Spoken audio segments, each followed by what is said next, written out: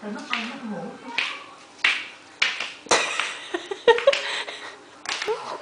Con đâu?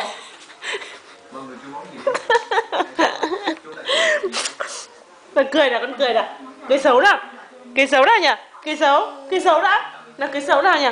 Cười xấu nào. Cười xấu nào. Cười xấu nào. Cười xấu cho ba xem nào. Cười xấu đi.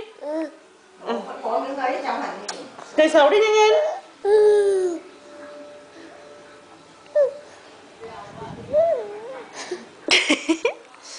Rồi.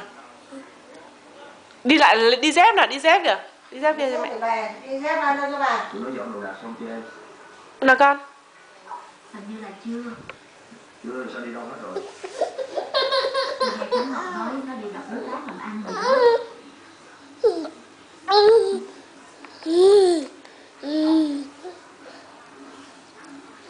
Ông có thích chỗ ở mới này không? Cũng được, trong có giải phóng mát lắm.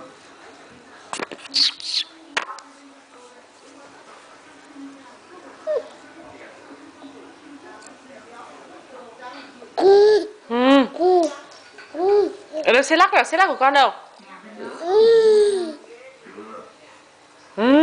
Đặt xe lắc lên. Bán giá bao nhiêu?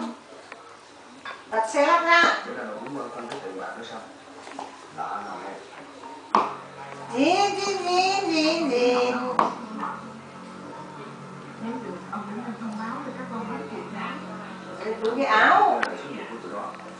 Xưa này khai qua nó chuyện đó. Đi đi.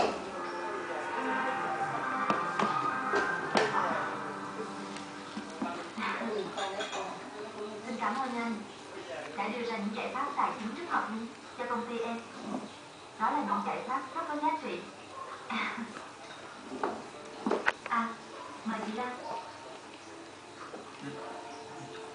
Không được. Đừng lẽ không uống được. Tôi đang có vấn đề sức khỏe. Trời đất, anh làm gì mà giữ gìn cho người đẹp dữ vậy? Lâu lâu vừa uống một chút có sao đâu. Không được mà. Tôi này chắc có em đấy.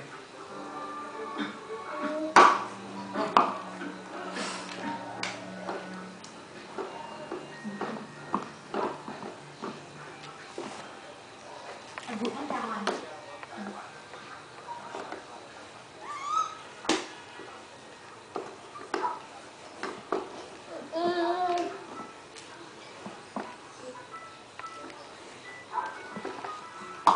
Em có điện thoại.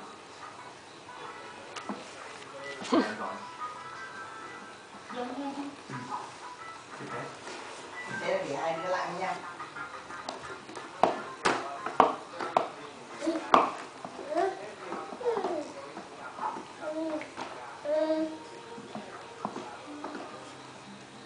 Lâu quá không gặp em.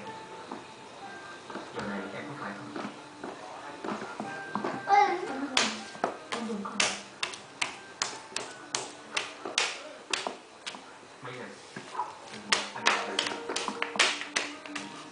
Để em tìm anh.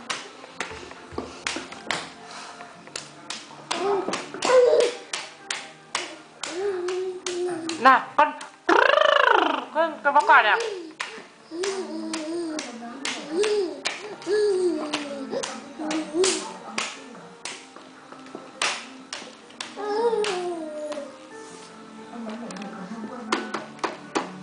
Nào con lái xe đi ra đây cho bố đây.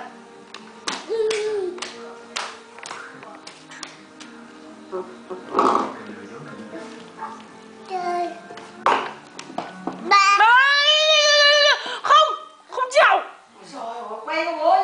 Quay cho bố. Quay trời ơi. Ôi dồi kia.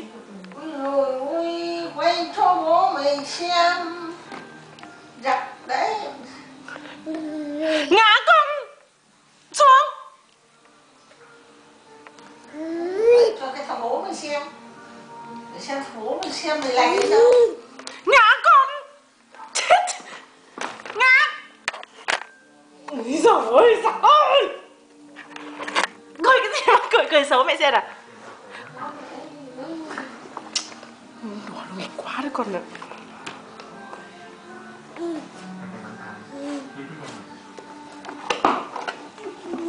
Dĩ nhiên rồi. Cứ để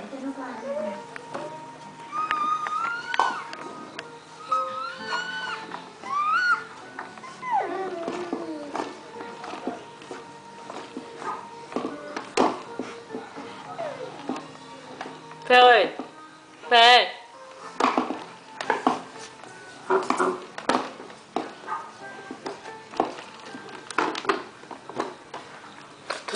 Thôi, xin anh.